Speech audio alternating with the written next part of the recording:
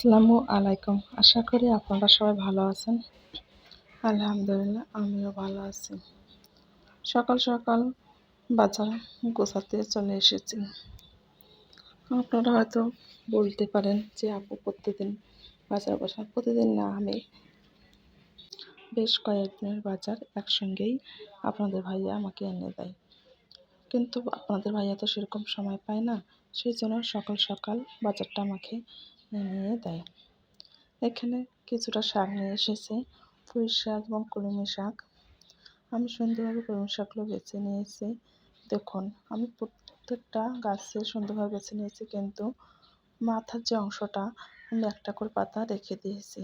তার কারণ হচ্ছে কলমি শাকগুলো আমি সুন্দরভাবে টবে রেখে দেব। টব বলতে আমার এখানে নতুন বাসায় কিন্তু কোনো টব নেই।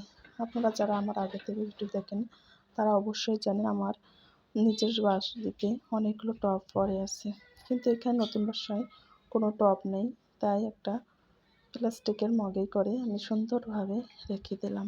দেখুন, আমি কিন্তু কোনো পাতা রাখি না, সামান্য একটা করেই মাথার কাছে পাতা রেখে মগে দিয়ে দিলাম এবং সামান্য কিছু পানি দিলাম। পানিটা কিন্তু ফুল করে দেওয়া যাবে না, অর্ধেকটা পাকিয়ে রাখতে হবে। পানিটা দিয়ে আমি সুন্দরভাবে ব্যালকনিতে রেখে দিলাম।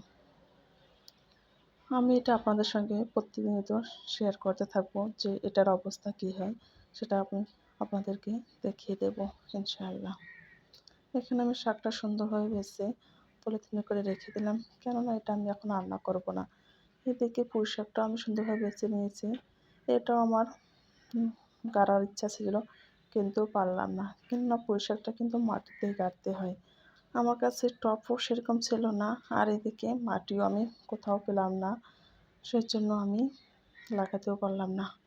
কী আর করার, ফেলে দিতে হবে। আমি যদি কখনো মাটির টব সংগ্রহ করতে পারি তাহলে আমি পুঁই শাকটাও সুন্দরভাবে লাগাবো।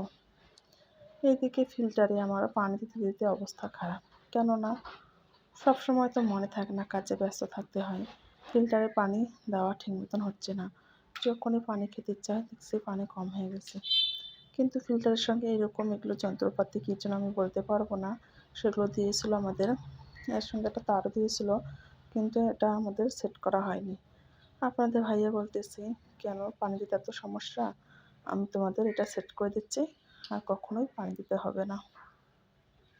এখন আপনাদের ভাইয়া এটা সেট করতে বসে পড়িয়েছে, আর এদিকে আমার ছেলে তো সেও হেল্প করছে। সে এই কাজগুলো নিজেই করতে চায়। সে ছোট্ট মানুষ, কিন্তু সবসময় হেল্প করে।